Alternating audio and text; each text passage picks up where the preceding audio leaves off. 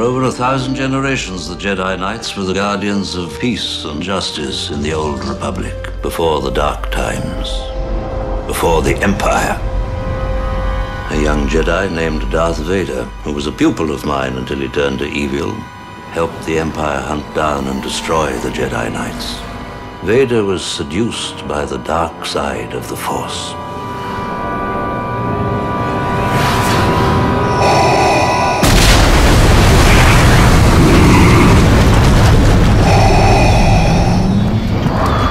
Lord Vader? Yes, Master. Rise.